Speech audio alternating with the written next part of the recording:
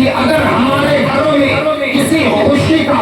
ماحول اگر برپا ہوتا ہے اس وقت بھی ہم اللہ و رسول کے ذکر کی مجلس کا انعقاد کرتے ہیں، اور جب ہمارے اوپر غموں کا پہاڑ ٹوٹتا ہے ایسے عالم میں بھی ہم اللہ اور اس کے رسول ہی کا ذکر کیا کرتے ہیں۔ ہر حال میں ہم اللہ اور اس کے رسول کا ذکر کرتے ہیں، وہ چاہے خوشی کا موقع ہو، چاہے غم کا موقع ہو، چاہے فرح و شادمانی کا موقع ہو، چاہے اللہ گھروں میں برکتوں کا نزول فرمائے، تب بھی ذکر خدا اور ذکر مصطفیٰ۔ اگر گھروں میں بے برکتی ہوتی ہے تو اس بے برکتی کو دور کرنے کے لیے گھروں کے اندر ذکر خدا اور ذکر مصطفیٰ کی محفلوں کا انعقاد کرتے ہیں، اس لیے کہ ہمارا اور آپ کا یہ نظریہ اسلام کا عطا کردہ نظریہ ہے کہ اگر ہم غموں میں اللہ اور رسول کا ذکر کریں گے تو اللہ اس غم کو دور کر دے گا، اور اگر خوشیوں میں ذکر کریں گے تو اللہ ان خوشیوں کو بڑھا دے گا۔ اس لیے ہر حال میں ہر آن ہم اللہ اور اس کے رسول کا ذکر کرتے ہیں، اور کرنا بھی چاہیے۔ کسی بھی حال میں، کسی بھی صورت میں اللہ اور اس کے حبیب کے دین کا دامن نہیں چھوٹنا چاہیے، کسی بھی صورت میں اللہ اور اس کے رسول کے شکر کا دامن نہیں چھوٹنا چاہیے، کسی بھی صورت میں اللہ اور اس کے رسول کے ذکر کا دامن نہیں چھوٹنا چاہیے۔ یہ پہلے ایمان کا شیوا رہا ہے، اور اسی کو اللہ عز و جل نے قرآن مجید کے اندر صراحت کے ساتھ ارشاد فرمایا، والعصر، قسم ہے زمانہ کی، ان الانسان لفی خسر، بے شک انسان گھاٹے میں ہے، الا الذین آمنوا وعملوا الصالحات، لیکن ہاں وہ لوگ گھاٹے اور خسارے میں نہیں ہیں جو لوگ اللہ اور اس کے رسول پر ایمان لائے اور نیک عمل کرنے والے۔ سارے لوگ گھاٹے میں ہیں، لیکن وہ بندہ خسارے میں نہیں ہے، وہ بندہ نقصان میں نہیں ہے، وہ بندہ گھاٹے میں نہیں ہے جو بندہ اللہ اور اس کے رسول پر ایمان لائے اور ایمان لانے کے بعد نیک عمل کرنے والا ہو، ایمان لانے کے بعد اچھا کام کرنے والا ہو۔ تو ایمان، اہل ایمان کے لیے دو چیزیں ضروری ہیں۔ ایک چیز تو یہ ہے کہ ہم وہاں اللہ اور اس کے رسول پر اپنی زبان اور اپنے دل کی اتھاہ گہرائیوں کے ساتھ ایمان لائیں، اور پھر ایمان لانے کے بعد ہماری اور آپ کی ذمہ داری ختم نہیں ہوتی ہے، بلکہ ایمان لانے کے بعد ہمیں اور آپ کو عمل کے میدان میں اترنا ہوگا، ہمیں اور آپ کو عمل کرنا ہوگا، ہمیں اور آپ کو اعمال حسنہ اور اچھے اعمال بجا لانے ہوں گے، تاکہ ہمارا اور آپ کا ایمان لانا مکمل طور پر مفید اور فائدے مند ہو۔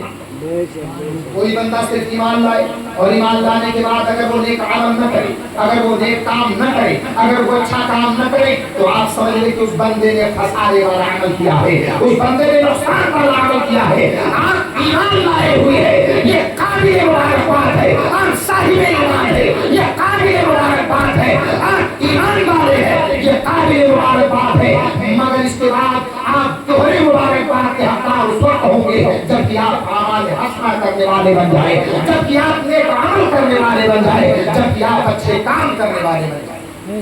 صرف ایمان لانے کے بعد ذمہ داری ختم نہیں ہوتی ہے، بلکہ ایک بات آپ یوں سمجھ لیں کہ پروردگار عالم نے پہلے تو انسان بنایا، مگر انسانوں میں ایک امتیازی حیثیت اللہ نے صاحب ایمان دی، ایک امتیازی حیثیت ہے، ایک مخصوص مقام انسانوں کے درمیان اہل ایمان کو حاصل ہے۔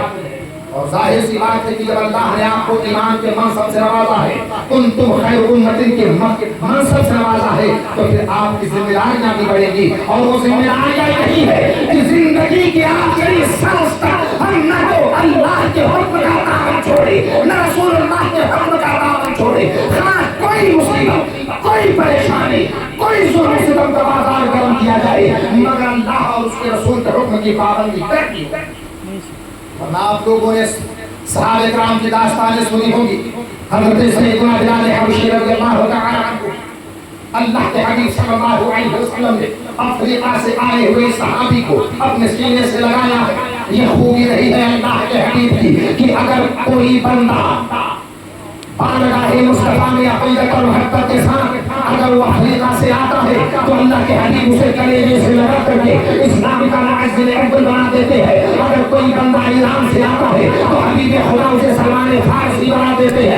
اگر کوئی بندہ عرب کے باہر سے آتا ہے تو حبیب خدا اسے حبیب عجمی بنا ڈالتے ہیں. اللہ کے نبی صلی اللہ علیہ وسلم کی بارگاہ میں اگر کوئی بندہ ملک روم سے بھی آئے تو اللہ کے حبیب اسے سہیل رومی بنا دیا کرتے ہیں. معزز حاضرین، میں ایک بات یہ عرض کروں، تمام صحابہ جنہوں نے اللہ اور اس کے رسول کے اوپر ایمان لانے والے ہیں، انہوں نے اپنی پوری زندگی کو اللہ اور اس کے رسول کے حکم کے اوپر عمل کرتے ہوئے گزارا ہے. حضرت سیدنا بلال حبشی پتا ہے جب آپ ایمان لائے آپ کے ساتھ کس قدر ظلم و تشدد کا بازار گرم کیا گیا. حضرت بلال حبشی کے بدن کے سارے کپڑے اتار دیے گئے ہیں، آپ کے پیروں میں رسی باندھی گئی ہے اور باندھ کر کے وہ مکے کے آواش اور گنڈے ان رسی کو پکڑ کر عرب کے جلتے ہوئے ریگزاروں پر گھسیٹتے ہوئے لے کر کے جا رہے ہیں. حضرت بلال حبشی ننگے بدن ہے، آپ کے پیروں میں رسی باندھ کر کے عرب کے صحراؤں میں گھسیٹا جا رہا ہے، عرب کے ریگزاروں پر گھسیٹا جا رہا ہے. مگر ان ظالموں نے کہیں پر بس نہیں کیا ہے. حضرت بلال حبشی کو جب ایک چلتے ہوئے ریت کے توندے کے پاس لے کر کے گئے ہیں اور تمام لوگوں نے وہیں پر حضرت بلال حبشی کو گھسیٹنا بند کر دیا ہے. اور اس کے بعد ایک ظالم اٹھتا ہے، ایک بڑا سا پتھر اٹھا کر کے لاتا ہے اور وہ بڑا سا پتھر لا کر کے حضرت بلال حبشی کے کلیجے پر رکھ دے رہا ہے، آپ کے سینے پر رکھ دے رہا ہے. مگر سنو تو صحیح، ان مکے کے آواشوں اور گنڈوں کے غصے میں اور اضافہ ہوتے جا رہا ہے کہ حضرت بلال کے بدن سے کپڑے اتارے گئے ہیں، پھر بھی اس کے حبیب کا نام لیے جا رہے ہیں، پھر بھی محمد رسول اللہ کے نام کے ترانے گائے جا رہے ہیں. پاؤں میں رسی باندھ دی گئی ہے، پھر بھی ذکر محمد کیا جا رہا ہے. پیروں میں رسی باندھ کر کے عرب کے صحراؤں اور ریگزاروں پر گھسیٹا جا رہا ہے، پھر بھی یا رسول اللہ کی سرائیں نہیں بند ہو رہی ہے. اس کے بعد غصے کا ان ظالموں کے عالم یہ رہا، حضرت بلال کے سینے پر بڑا سا پتھر رکھ دیا گیا ہے اور بڑا سا پتھر رکھنے کے بعد مگر ان ظالموں نے دیکھا کہ یہ بلال حبشی سینے پر بڑا سا پتھر رکھا ہوا ہے، مگر اس کے باوجود صدائے یا محمد بنائے جا رہے ہیں، اللہ کے حبیب کو یاد کیے جا رہے ہیں. ایک ظالم اٹھتا ہے، اٹھ کر کے وہ اس پتھر کے توڑے کے اس پتھر کے چٹان کے اوپر کھڑا ہو گیا جو حضرت بلال حبشی کے سینے پر رکھا گیا ہے. مگر لوگوں نے دیکھا ہے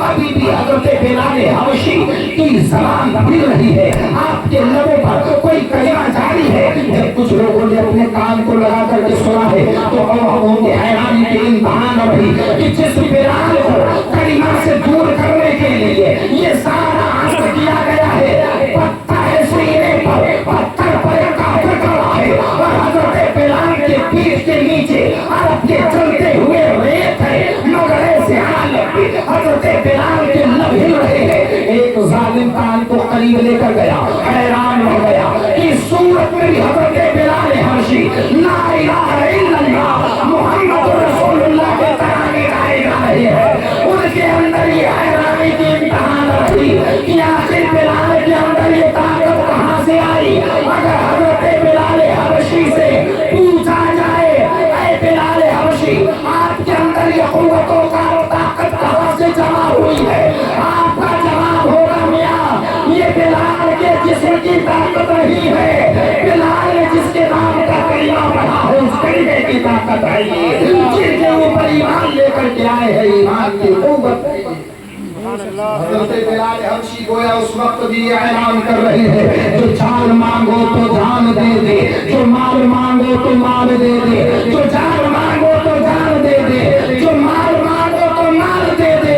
مگر یہ ہم سے نہ ہو سکے گا نبی کا جاہو جلال دے دے، مگر یہ ہم سے نہ ہو سکے گا نبی کا جاہو جلال دے دے. یہ کہتے ہیں ایمان پر استقامت، اس قدر ایمان پر کبھی ہو کر کے حضرت بلال حبشی جم گئے تھے کہ ہزاروں لاکھوں کوششوں کے باوجود ظالم آپ کا رشتہ حضرت محمد رسول اللہ سے توڑنے میں ناکام رہے. تو صحابہ کی زندگی سے کیا درس ملا؟ کوئی بھی کنڈیشن آ جائے، کوئی بھی سچویشن آ جائے، کیسے ہی حالات کیوں بن بگڑ جائے،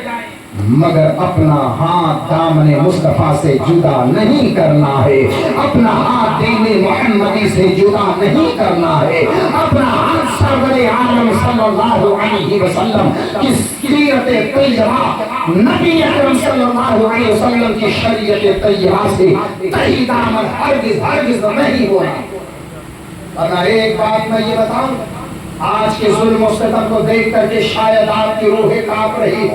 آپ لوگ یہ سوچ رہے ہو یہ کیسے حالات بنائے جا رہے ہیں، یہ کیسا ماحول کریٹ کیا جا رہا ہے کہ ہمیں ہر طرف ظلم و ستم کا نشانہ بنایا جا رہا ہے، ہمیں مارا جا رہا ہے، ہمیں ستایا جا رہا ہے، ہماری دکانیں لوٹی جا رہی ہے، ہمارے گھروں کو جلایا جا رہا ہے، ہمارے نوجوانوں کی معاملنچی کی جا رہی ہے، لیکن یہ کرنے والوں کو ہم اعلان جواب دیتے ہیں، تمہارے ظلم و ستم کی انتہا تو ہو سکتی ہے مگر ہمارے ایمان کی انتہا نہیں ہو سکتی ہے، ہمارے محبت کی انتہا نہیں ہو سکتی ہے، ہمارے لگاؤ اور ہمارے انسیت کی انتہا نہ ہو سکتی ہے۔ اگر یہ سوچ رہے ہو کہ اس سے ان کا ایمان متزلزل ہو جائے گا تو اللہ کی عزت کی قسم ایسا کچھ نہیں ہونے والا،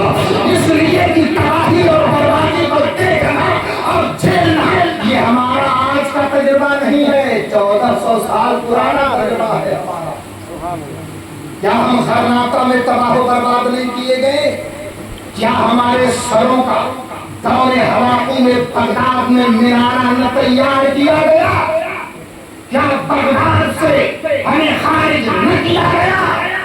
کیا ہمارے بچوں کو نیزے کی انگلیوں پر نہ اٹھایا گیا؟ میاں ظلم و ستم کو سہنا اور برداشت کرنا یہ تو ہمیں خاندانی روش کے طور پر ملی ہوئی ہے، لیکن ان تمام معاملے میں ہم کھل کر کے یہ کہا کرتے ہیں کہ ایک صاحب ایمان کے جان کا تو سودا کیا جا سکتا ہے مگر صاحب ایمان کے ایمان کا سودا نہیں کیا جا سکتا۔ سبحان اللہ سبحان اللہ، حق اور ہے، کسی صورت میں نہیں کیا جا سکتا، کسی بھی حالت میں نہیں کیا جا سکتا، اس لیے کہ ہم نے اور آپ نے اللہ اور اس کے رسول کے دین اسلام سے ایمان کی تقویت کا سبق سیکھا ہے، ہم نے قرآن مجید میں ایمان کی اہمیت کو پڑھا ہے، ہم نے زبان مصطفیٰ سے ایمان کی اہمیت کو جانا ہے، ہم نے صحابہ کی زندگی سے ایمان کی اہمیت کو جانا ہے۔ یہی وجہ ہے کہ دنیا کی تمام دولتوں کو ٹھکرا دینا ایک ہے ایمان اپنے لیے تو زیب رکھتا ہے، لیکن ایمان سے تہی دامن ہونا یہ کسی صاحب ایمان کو قبول نہیں ہے۔ عزیزان محترم، صحابہ نے اپنی پوری زندگی ایمان کے قوت کی مثال پیش کی ہے کہ ان کا ایمان کس قدر قوی اور مضبوط تھا کہ کسی بھی حال میں کسی بھی صورت میں انہوں نے نہیں چھوڑا اسلام کے دامن وطن